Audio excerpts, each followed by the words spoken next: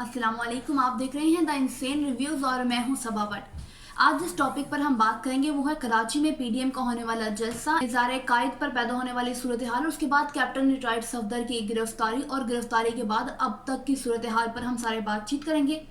PDM के जलसे की बात करते हैं। सबसे पहले मरियम नवाज की बात करते हैं, क्योंकि जलसे में सबसे पहले मरियम नवाज ने ही खिताब किया था।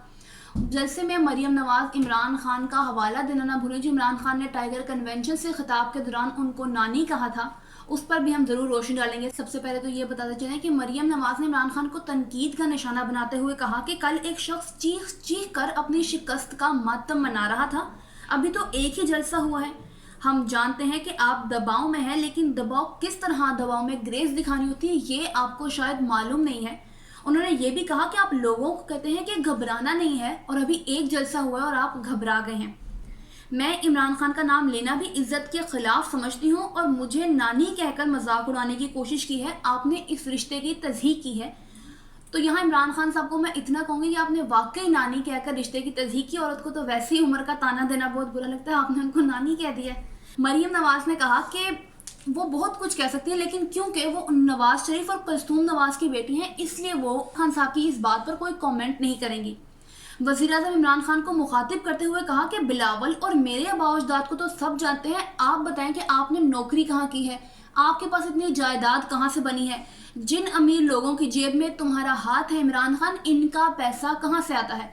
ये कहना था मरियम नवाज का। और उन्होंने कहा कि ऐसे आदमी को दूसरों पर बात नहीं करनी चाहिए और जो इदारों के खिलाफ आप माजी में इमरान खान साहब बात करते रहे हैं वो बातें भी सबके सामने हैं। उन्होंने मजीद कहा कि नवाज शरीफ की तकरीर तो टीवी पर चली नहीं है, तो तुमने इमरान खान साहब कहाँ छुप छुप कर देखी है। नवाज शरीफ की तकरीर टीवी पर नहीं दिखा सकते अगर तुम इस पर तबसरे करने का इख्तियार भी नहीं रखते हो। इमरान खान साहब को मुखातिब करते हुए कहा, नून लीग को बंद करने की या खत्म कर देने की धमकियां देते हो तो ये बात जान लो कि नून लीग सबसे बड़ी अपोजिशन जमात है। ये जमात कोई जनरल पाशा या जहीरुल इस्लाम की बनाई हुई है, ना ही जनरल परवेज मुशर्रफ की बनाई हुई काफ लीग है। अगर तुम इलेक्शन कमीशन जाओगे तो हम भी तुम्हारी फौज पर तनकीद की जितनी वीडियो सोशल मीडिया पर मौजूद है वो तमाम चीज़ें लेकर हम जाएंगे। कितनी देर मीडिया पर पाबंदी के हवाले से बात की कि कितनी देर मीडिया पर पाबंदी लगा दोगे। जिस दिन हटेगी मीडिया पर पाबंदी उस दिन सारे फॉरेन फंडिंग केस और जितने भी अपर केसेस हैं उनके सबूत भी दुनिया के सामने आ जाएंगे। नवाज शरीफ की तारीफ करना वो इस बात पे ना भूलिए कि नवाज शरीफ ने इदारों और किरदारों के दरमियान एक लकीर खींच दी है। दूसरी जानिब बिलावल भुट्टो ने भी अपनी तकरीर में जो है वो हुकूमत पर तनकीद की थी और हुकूमत पर तनकीद करते हुए उन्होंने कहा था कि मुंतखब और सेलेक्टर्स को साथ एक दूसरे का छोड़ना होगा। बिलावल भुट्टो ने मजीद कहा कि हकीकी जमहूरियत तब होती है जब हुकूमतें अंपायर की उंगली पर नहीं बल्कि अवाम की मर्जी से चलती हैं। पीपी के चेयरमैन ने कहा कि इंतखाब और मुंतखब नुमाइंदगान आइन और कानून की हुक्मरानी पर इमरान खान साहब ने क्योंकि हमला किया है और ये हमला भूखे बच्चों के रोने पर पाबंदी जैसा है, क्योंकि आप भूखे बच्चों के रोने पर पाबंदी नहीं लगा सकते, ना ही आप बेरोजगार नौजवानों के गुस्से को कंट्रोल कर सकते हैं। उन्होंने इमरान खान साहब को तनकीद का निशाना बनाते हुए कहा कि नैब को हुकूमत खौफजदा करने के लिए इस्तेमाल कर रही है। पीडीएम के जलसे को लेकर उनका कहना था कि पीडीएम का ये जलसा तनहा नहीं है, बल्कि इस जलसे में मजदूर, किसान, डॉक्टर, तलबा, असातिज़ा, सरकारी मुलाजमीन और आम अवाम शामिल हैं और ये तमाम लोग मिलकर ही हुकूमत मुखालिफ मज़ाहमत कर रहे हैं। बिलावल भुट्टो का कहना था कि पीटीआई की हुकूमत ने गंदम के आटे, चीनी, पेट्रोल की अजीम चोरी की है, जिसकी वजह से अवाम मजबूर हो गए कि वो वहशियाना महंगाई कर लें और फिर लोग एक दूसरे से महंगी चीज़ें खरीदने पर मजबूर हो गए। बिलावल भुट्टो ने इस बात की भी निशानदेही की कि ऐसे इदारे जो अवाम की हिफाजत कर सकते हैं एक के बाद एक कमज़ोर हो रहे हैं। इस कमज़ोरी की जिम्मेदार भी हुकूमत है। पार्लियामेंट, अदलिया और मीडिया पर दबाव है और यहाँ ऐसे माहौल में जमहूरियत नहीं चल सकती है जहाँ फैसले सिर्फ चंद अफराद के मफादात की तकमील और तहफ़्फ़ुज़ के लिए हो। जमहूरियत वहाँ पे हमेशा कमज़ोर रहती है। बिलावल भुट्टो यहाँ वज़ीर आला पंजाब को तनकीद का निशाना बनाना नहीं भूले, क्योंकि इमरान खान साहब के वो गालिबन बहुत ज़्यादा फेवरेट समझे जाते हैं। तो बिलावल भुट्टो साहब ने वज़ीर आला पंजाब को तनकीद का निशाना बनाते हुए कहा कि पंजाब में डमी वज़ीर आला लगा के आपने अवाम से मजाक किया है। पीडीएम के सरबराह मौलाना फजलुर रहमान का जलसे से खिताब करते हुए कहना था कि आइन ने जिस जमहूरियत का तयन किया है हम इस जमहूरियत के लिए जंग लड़ रहे हैं और जिन कुव्वतों ने कहा कि आप इस हुकूमत को तस्लीम कर लें तो ये बात मुमकिन नहीं है। हम इस हुकूमत को किसी तौर भी तस्लीम नहीं करेंगे। ہم آپ سے یہ بات منوائیں گے کہ غلطی آپ سے ہوئی ہے اور آئندہ ایسی غلطی ہم دہرانے نہیں دیں گے۔ قائد اعظم کی مزار پر پیش آنے والے واقعے کی بات کی جائے تو آرڈیننس 1971 کے سیکشن 6 کے تحت مزار کے اندرونی علاقے کے کسی بھی حصے میں سیاسی سرگرمیوں کی قطعی طور پر ممانعت ہے۔ مزار قائد تحفظ ایکٹ 1976 کے مطابق اگر کوئی مزار قائد میں یا اس سے 10 فٹ دور تک کسی سیاسی نعرے بازی یا سرگرمی میں ملوث پایا جاتا ہے تو قانون کے تحت اس کی 3 سال قید اور جرمانہ بھی ہے۔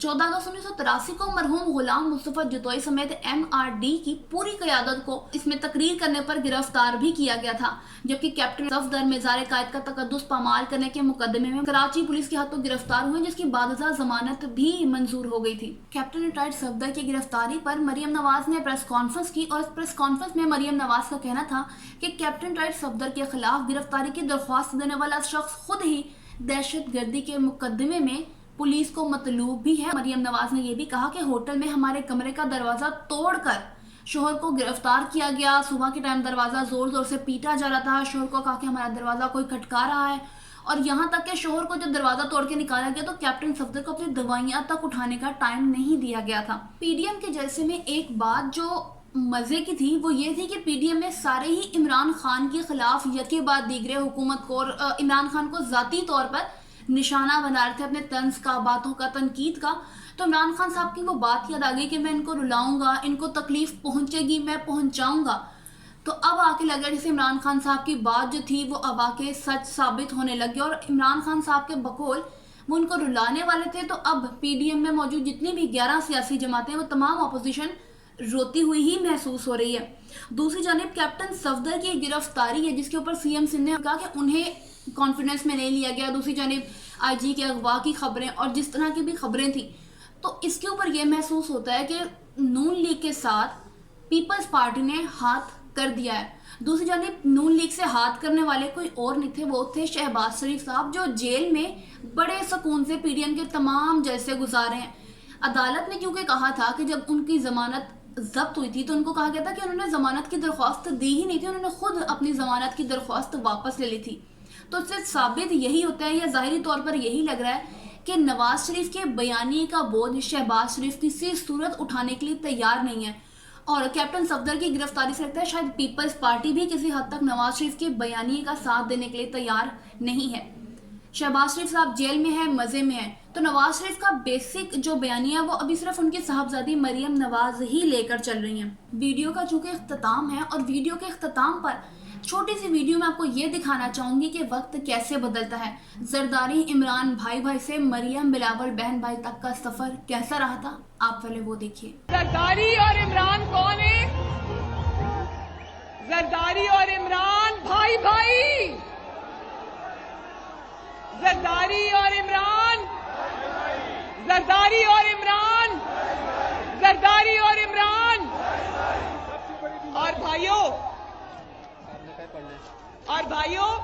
سوات کے بھائیوں بہنوں، نہ صرف یہ کہ زرداری اور عمران بھائی بھائی ہیں، بلکہ جس جھنڈے کے نیچے وہ اکٹھے ہوئے ہیں وہ جھنڈا بھی عوام کا جھنڈا نہیں ہے،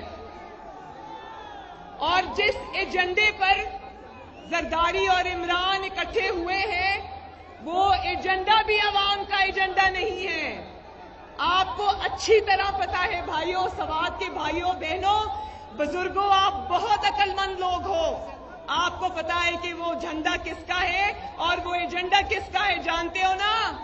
آپ کی والدہ نے آپ کو یہی سکھایا؟ آپ کی والدہ شہید ہونے سے پہلے میرے والد کے اتنے قریب آ گئی تھیں، وہ بہن بھائی کا ایسا رشتہ بن گیا تھا جو آج میں اور بلاول نبھا رہے ہیں۔ آج کی ویڈیو پسند آئی ہے تو اس کو لائک، شیئر اور سبسکرائب ضرور کیجیے گا، کامنٹ میں اپنی رائے سے ہمیں ضرور آگاہ کیجیے گا۔